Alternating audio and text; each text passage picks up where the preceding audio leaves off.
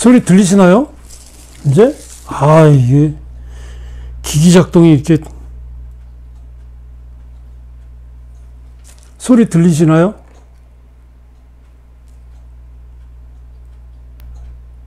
아이고.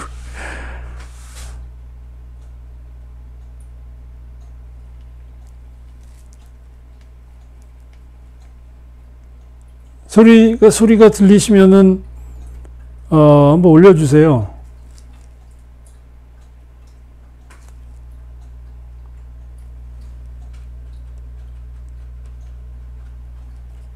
소리가 좀 들릴 텐데.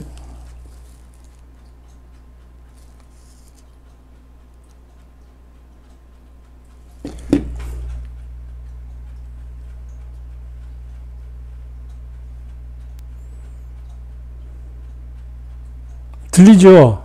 예, 아이고. 기기가 작동을 안 한 걸 모르고 막 혼자 떠들고 있어요. 이게 지금 앞에 기계가 몇 개가 있어요. 그러니까 제가 이게 혼자 편집을 하고 조작을 하고 방송을 하다 보니까 이제 미처 확인을 못하는 부분이 있는데 딱 그게 이게 이게 방송국에서 쓰는 이게 이제 비디오 오디오가 이제 입력이 돼서 편집해서 출력해주는 기계가 있거든요. 이제 여기서 이 소리가 들어가는 부분을 확인을 해야 되는데, 이거 확인을 안 했네. 그럼 지금 20분 동안 한 얘기는 하나도 못 들으신 거네요? 우와, 이거 제가 그러면, 다음 주에 다시 올리겠습니다. 이거 되게 중요한 내용인데. 그럼 이제 오늘 커뮤니티에 올린 내용만 이제 하겠습니다. 죄송합니다. 제가 이런 실수를. 제가 오늘 제가 단식한다는 얘기도 그럼 모르셨겠네요? 제가 지금 단식 중입니다. 아까 앞에서 한 얘기를 잠깐 말씀드리면, 제가 이제, 여기 이제 묘광사에 작년 5월에 입산을 해서, 이제 6월 말에 이제 이번 달에 이제 하산을 합니다. 그래서 있었던 일들을 쭉 이야기를 한 건데, 그 기념이라고 할까? 그래서 제가 이제 단식을 하고 있습니다. 내일 끝나거든요. 5일 단식인데, 그래서 정신이 없었나 봐. 근데 요번 단식 때는 조금 힘들어요. 제가 단식을 14년째 하고 있는데, 단식 14년째 하면서 현기증을 느낀 게 이번이 처음입니다. 단식을 하면 머리가 비워져야 되는데, 생각이 너무 많았어요. 세상도 복잡하고, 앞으로 할 일도 생각을 하고, 죄송합니다. 이거, 앞부분에 했던 얘기는요, 제가 다음 주에 다시 앞부분에서 짧게 요약해서 또 말씀드리고, 오늘 이제 이야기하려고 하는 내용은 커뮤니티에 올린 내용이 이거거든요. 자살률에 관한 이야기인데, 이제 정말 우리가 왜 새로운 정신, 새로운 삶, 새로운 나라가 돼야 되는지, 그 얘기 하려고. 지금 여러분들 올려놓은 이 표가요. 이게 지금 한국의 그 자살률입니다. 우리나라 지금 제가 2003년부터 2022년까지의 통계를 가지고 왔는데, 왜 2023년이냐면, 2023년부터 2022년까지 대한민국이, OECD, 경제개발협력기구의 38개국가 중에서 계속 1위를 하고 있어요. 딱 2번만 2위를 했는데, 2016년, 17년만 2위를 했어요. 왜? 2016년에 리투아니아가 가입을 했거든요. 리투아니아가 가입을 했는데 리투아니아가 자살률이 굉장히 높아요. 그 1위라는 거야. 그런데 다시 2018년부터 또 1위를 하기 시작한 거야. 이게 굉장히 심각해. 그러니까, 리투아니아도 자살률이 굉장히 심하거든요. 왜냐하면 리투아니아가 이제 소련에서 독립을 하고 그래서 아직도 이제 농업의 주 산업이거든요. 그러다 보니까 이제 농촌에 거주하는 남성들이 어떤 외로움, 고립감이나 소외감을 해소하지 못하면서 자살을 굉장히 많이 해요. 근데 2022년 여기 보시면 제가 빨간 박스 해놨잖아요. 이 2022년 통계만 보면 요거는 이제 자살률이에요. 퍼센테이지거든요. 퍼센테이지. 그 퍼센테이지가 가장 높은 연령층이 어디냐면요. 지금 그 생과계로 우리가 봤을 땐 이 30대하고 40대가 상당히 높습니다. 30, 40대. 그러니까 우리나라에서 결혼을 해서 2세를 출생하는 이 30, 40대 자살률이 굉장히 높고, 그리고 80대 이상의 자살률이 60%예요. 이게 굉장히 심각한 상황. 그러니까 2022년만 봐도 평균 12,906명이 자살을 했어요. 하루에 35명 꼴입니다. 이거 하루로 계산하면 30분에 한 명씩 자살을 하는 거예요. 제가 지금 방송하고 있는 이 순간에도 어디선가 누군가 스스로 목숨을 끊고 있을 거예요. 이게 지금 정상인가요? 이게 정상 나라 아니에요. 제가 왜 자살률을 지금 이야기를 안 해서 그러는데, 지금 우리가 계속 정치 얘기만 하고 있어서 그러는데, 이거 보세요. 18년부터 왜 18년인 줄 아시죠? 16년, 17년은 리투아니아가 1위를 했어요. 대한민국이 자살률 2위 했고, 18년부터 22년까지, 이건 20년까지인데, 단연 대한민국이 1위를 하고 있어요. 그러니까 보통 자살률이라 하면 10만 명당 자살 수를 얘기하거든요. 자살 인원 수를 얘기하는데, 한국이 평균 24명이야. 리투아니아가 20명. 10만 명당 20명. 야, 이게 굉장히 심각한 거예요.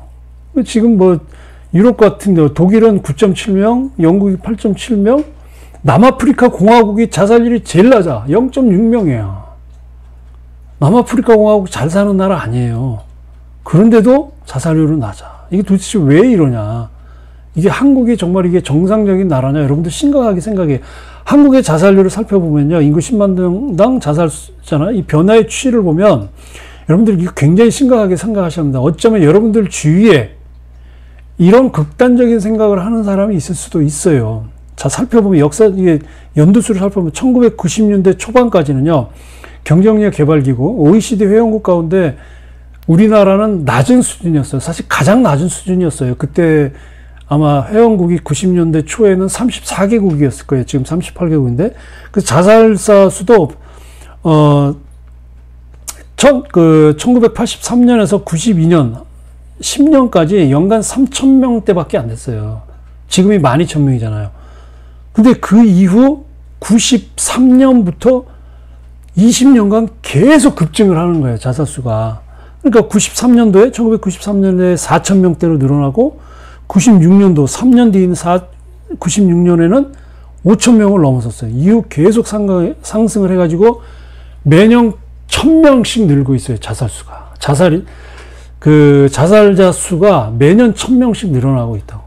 이거 굉장히 이건 절대 대한민국이 건강하지 않다라는 걸 보여주는 지표예요. 2005년도에 12,000명 들어온 거예요. 12,000명. 12,000명에서 계속 오르락내리락 거예요. 왜냐면, 자살수는 느는데 또 이 인구가 줄잖아. 그러니까 이게 상쇄가 돼버리는 거예요. 그러니까 2005년도에 12,000명인데 2022년도에 12,000명이었다고 하는 건, 그러면 자살자 수가 늘질 않았네? 이게 아니라니까요? 자살자 수는 매년 1,000명씩 느는데 그만큼 아이가 출생되지 않는 거예요. 그러니까 출생률이 줄어드니까 자연적으로 이게 마치 이 자살자 수가 않는 것처럼 보이는 거야. 이게 이제 착시 현상이거든요. 응? 이게 굉장히 심각한, 그러니까 12년 동안 따지고 보면 인구는 불과 10%밖에 안 늘었는데 자살자 수는 3배나 늘은 거야, 3배나. 여기다가 우리가 이제 주목해야 될 게 뭐냐면 자살률이 급격히 높아진 시기를 봐야 돼. 자살률이 급격히 높아진 시기가 세 시기로 구분할 수 있거든요. 첫 번째가 1997년에서 98년. 이때 뭐가 있었죠? 외환위기 있었어. 그죠? IMF에서 구제금융 받고 이때 사업하는 사람들, 웬만한 기업들 부도 나가지고 다 공장 이때 돈 번 사람들 있어요. 철거업체들. 제가 아는 지인도 철거업체인데 이때 돈 무지하게 벌었어. 이게 또 재밌는 현상인데요. 어쨌든. 그 다음에 2021년부터 2003년에 카드 대란이 있었습니다. 아시죠? 그리고 2008년부터 2009년 이건 미국발 글로벌 금융위기가 터지면서 이때 또 이때는 크게 늘지는 않았습니다만 굉장히 큰 요인이 있어요. 이제 이걸 살펴보면 한국의 자살자 수가 이렇게 계속 늘어나고 있고 한국의 자살률이 높다고 하는 건 1차적으로 개인적이고 문화적인 요인이 아니라는 거예요. 즉 사회적이고 경제적인 요인 때문에 한국의 자살자 수가 계속 늘어난다는 거예요. 한국 사람들이 다른 나라 사람들보다 더 자살을 많이 하는 이유가 뭐냐? 그 원인이 어디 있냐? 그 책임이 어디 있냐 할 때는 개인의 책임이 우선이 아니라 사회 시스템의 문제, 국가의 문제라는 거예요. 결국 국가가 수많은 국민들이 스스로 목숨을 끊게 만들고 있다라는 걸 이 도표가 지금 보여주고 있는 거예요. 그러면 이 대한민국이라는 나라가 어떻게 해서, 우리는 지금 잘 살고 있고, 경제적으로 굉장히 풍요해지고, 국민 1인당 국민소득이 3만 불까지 올라왔는데 왜 이런 현상이 일어났을까? 이걸 또 봐야 되잖아요. 한국의 근대 역사 해방 이후에 한국의 발전상을 이야기하는 두 개의 키워드가 있어요. 그건 산업화와 민주화예요. 산업화, 박정희 전 대통령이 경제개발 5개년 계획을 추진하면서 한국이 36년간 일제강점을 겪고 6.25 전쟁을 겪고 폐허된 상황에서 엄청난 경제 발전을 일으켰습니다. 그죠? 이건 부정할 수 없어요. 성공했어요.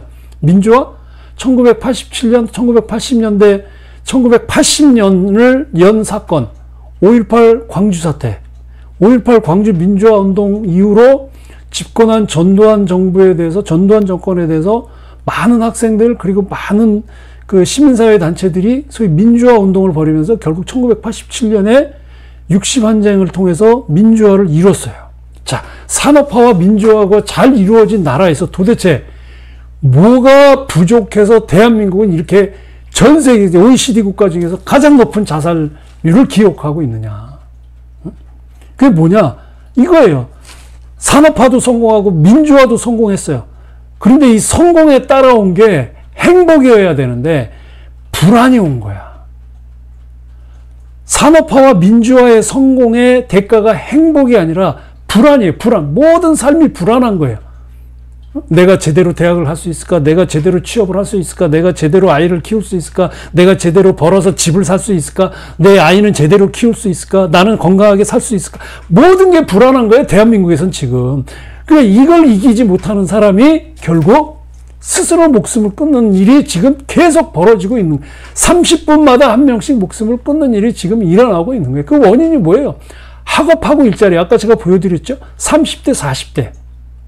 한국의 출생률을 높여줘야 될 세대가 가장 높은 80대 빼고 가장 높은 자살률을 보이고 있어요. 이게 뭐예요? 극한의 무한 경쟁에 몰리는 거야. 30대, 40대. 벌써 20대부터 그러잖아요. 아니, 10대부터 그래요. 학교에서부터 좋은 대학 가야 된다, 공부 잘해야 된다, 오로지 이 공부와 학업과 그리고 학교를 졸업해서 일자리를 얻어야 되는 이 스트레스, 이 무한의 경쟁 체제, 그리고 성공에 대한 집착, 이것이 결국 사람들의 마음을 약하게 해서 사람이 어떻게 철인이 되겠어요? 어떤 사람은 심성이 약한 사람이 있을 수 있잖아요. 이런 극심한 경쟁 체제의 사회 속에서, 이런 무한 경쟁의 사회 구조 속에서 견딜 수 없는 사람은 있어요. 그러면 사회가 이 사람들을 보호해 주냐? 보호를 못 한다는 거지. 보호를 못 하니까 지금 자살률이 이렇게 높은 거예요. 근데 엄밀히 돌아보면 한국의 교육 수준이나 경제 수준이 다른 나라보다 낮은 게 아니에요. 세계적으로 한국의 문명률은요, 굉장히 낮아요. 지난달에 엠마누엘 베스트라이시 박사, 이만열 박사도 그랬잖아요.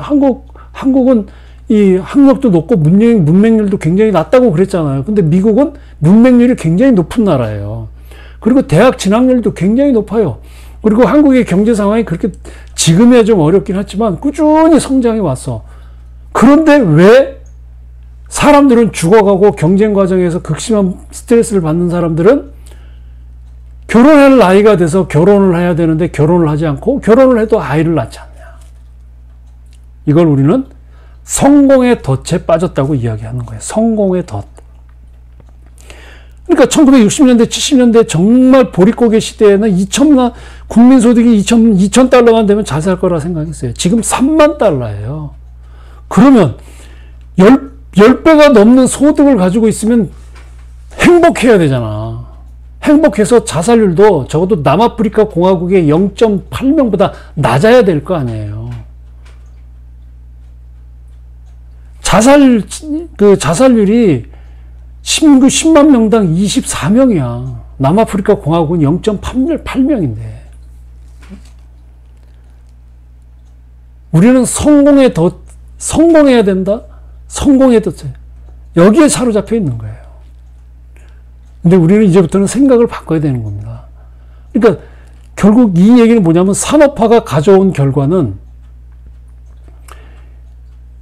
먼저 우리가 경제 성장해야 된다. 그리고 분배를 해야 된다. 그래서 낙수 효과를 가져왔어. 그런데 결국 이 안정적 대기업에 있는 그 임금 노동자들과 그렇지 않은 중소기업의 노동자들 간에 임금 격차가 벌어지는 거예요. 그러니까 자연히 소득 불평등이 날 수밖에 없지. 민주화는 또 어때요?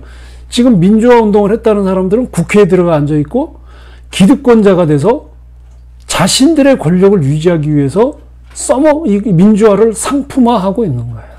거기다가 또 노무현 때는 신자유주의하고 손잡았죠. 그러니까 결국 사회보장, 한국의 사회보장 제도는 안정적인 소득을 갖춘 임금 노동자를 중심으로 해서 이 역진적인 사회보장 체제를 가지고 있다고. 제가 학교에 있을 때 사회복지를 강의했잖아요. 그 중에서 거시사회복지, 그러니까 사회보장, 그러니까 사회복지 정책, 사회복지 행정, 사회복지 법을 가르쳤거든. 너무나 예민해요. 너무나도 이 문제에 예민한데 점점 거꾸로 가는 거야, 이 대한민국 사회가. 왜? 기득권을 유지하기 위해서 그런 거예요. 기득권을. 이게 지금 구조적인 문제야. 그럼 이런 사회 구조적인 문제도 있지만 개인의 정신 건강에도 우리는 굉장히 큰 문제가 있습니다. 우리나라 지금 그 OECD 국가 중에서 자살률이 가장 높은데 자살률이 사실 자살을 하는 원인이 뭐예요? 1차적으로는 사회적인 경제적인 요인이 있지만 결국 자살을 선택하는 그 사람의 정신적인 문제도 있는 거거든. 그러니까 이 자살이라고 하는 건 사회적인 요인도 있지만 그 중요한 그 자살을 행하게 되는 그 직접적인 요인에는 개인적인 요인도 있는 거야. 심성이 약하니까. 그거 어디서 나오냐? 우울증이에요. 우울증 환자가요, 재작년에 2022년에 100만 명을 넘었습니다.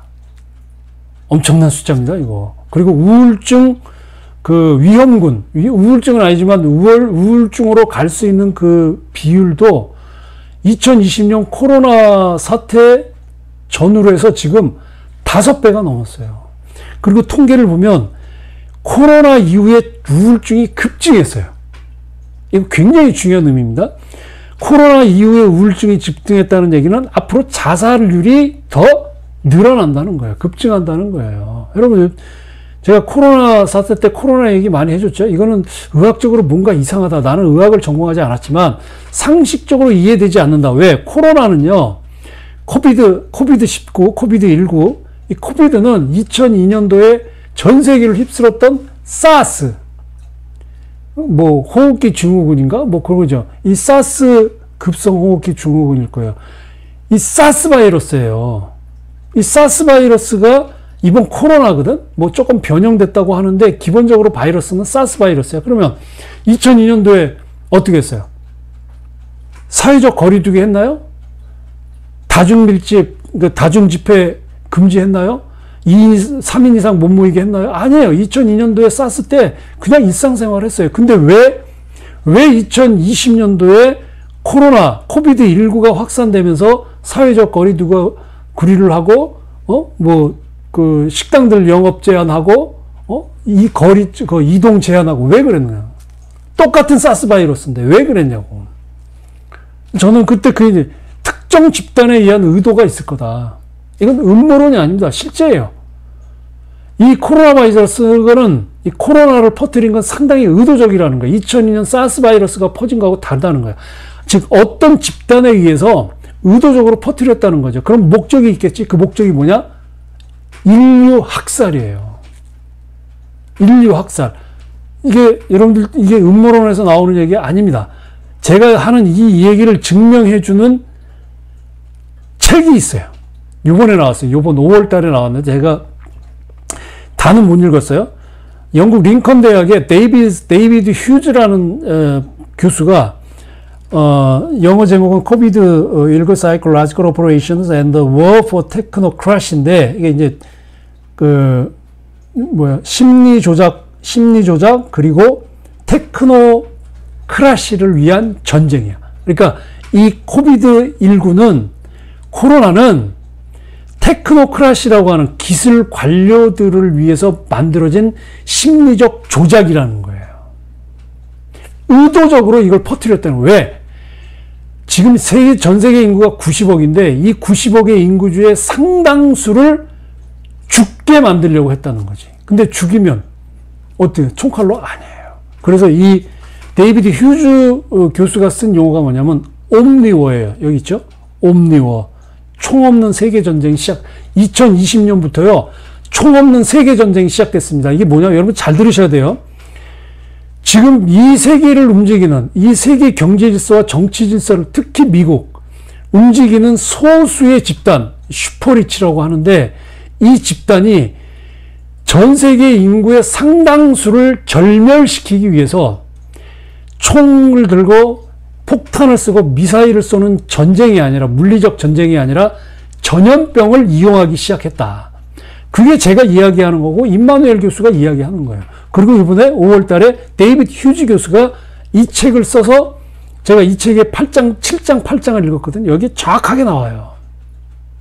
여러분 링컨대 교수면 세계적으로 유명한 석학들이 모여있는 대학입니다. 거짓말 하겠어요? 이 옴니워라는 건 전 세계적인 전쟁이라는 거예요. 근데 칼로 죽이고 총으로 죽이고 폭탄 쏴서 던지는 게 아니라 전염병으로. 그게 2020년 코로나예요. 코로나 걸렸을 때 여러분 어땠어요? 이 코로나 때문에 우울증 걸린 사람이 너무 많잖아요. 그걸 요구하는 거야. 그걸 노리는 거예요. 또 옵니다. 조만간 또 와요. 코로나. 이름은 뭐가 올지 모르겠지만 또 옵니다. 전 세계적으로 퍼뜨릴 거예요. 또 사회적 거리 두고 이동 제한할 거고 사람들 모이는 거 하고 개인을 전부 격리시킬 거예요.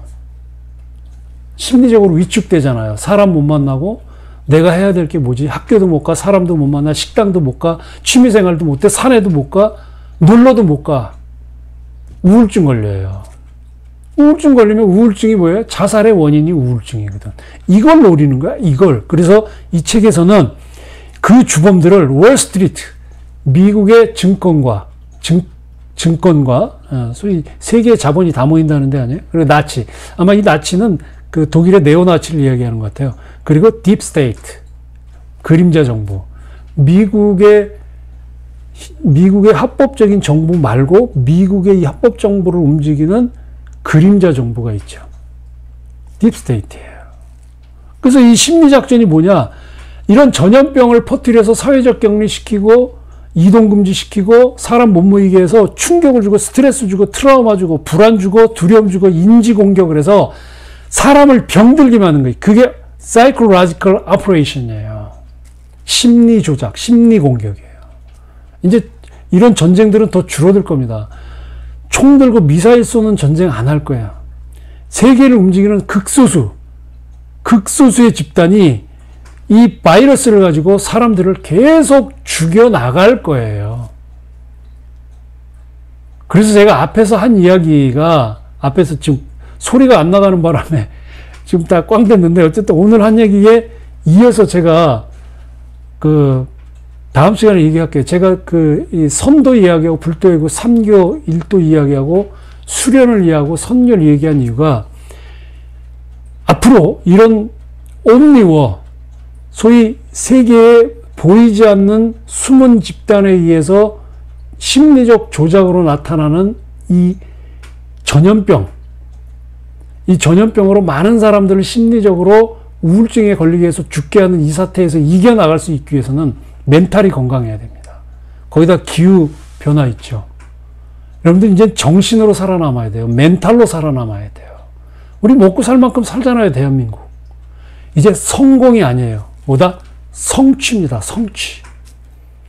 대한민국의 물질적 성장을 위해서 종교단체도 엄청나게 많은 공헌을 했죠. 왜? 교회 가서 열심히 기도해서 돈 많이 벌고 부자 되면 하나님의 축복이라고 그랬어요. 근데 결과가 뭐냐고. 오로지 성공이야. 절에 가도 성공, 성당 가도 성공. 이제는 성공이라는 개념 대신 성취라는 개념을 사용해야 돼요. 성취. 우리는 나의 목표, 내가 하고자 하는 일의 성취를 위해서 기도해야 되고, 우리 사회가 더 건강해지기를 목표로 하는 것이 이루어지는 그것을 성취하기 위해서 기도해야 되고, 내가 더 정신적으로 건강해지는 것을 이루는 그 성취를 위해서 기도해야 되고, 내가 주변 사람들과 더 건강한 사회적 관계를 이루는 그것을 성취하기 위해서 기도해야 됩니다. 그러기 위해서 우리에게 필요한 게 뭐냐? 불교, 선도, 그리고 육아예요. 육아 철학입니다. 이걸 앞부분에서 말씀을 드렸는데, 이 부분은 제가 다음 시간에 더 이야기하겠습니다. 시간이 많이 갔는데요.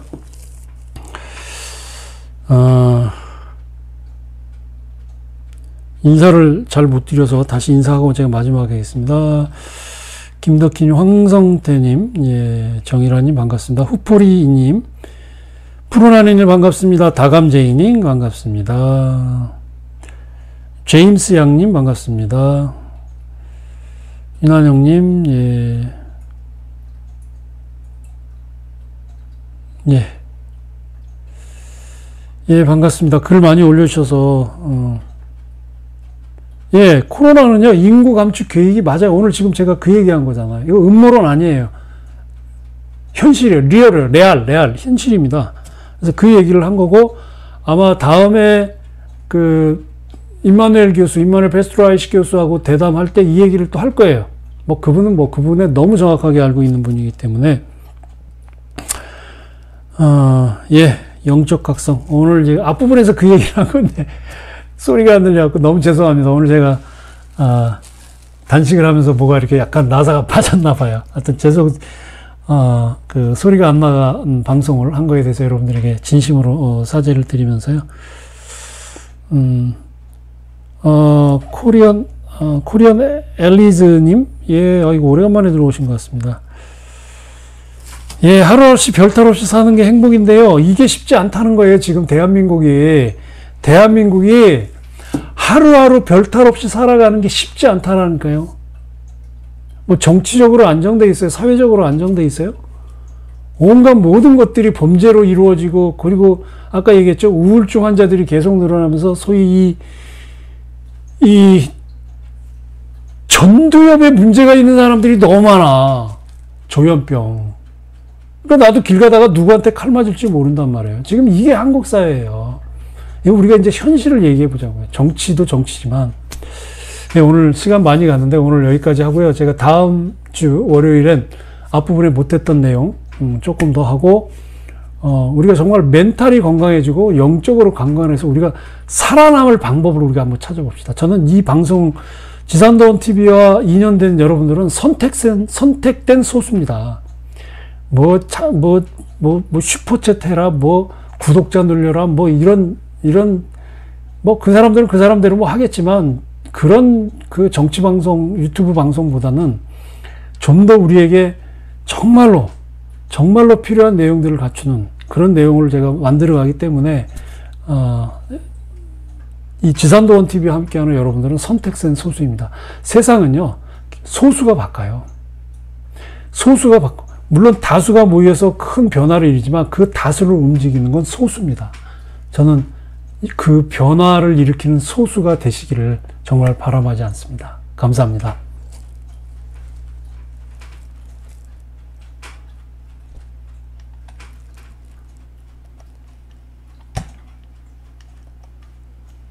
커서도 안 됩니다.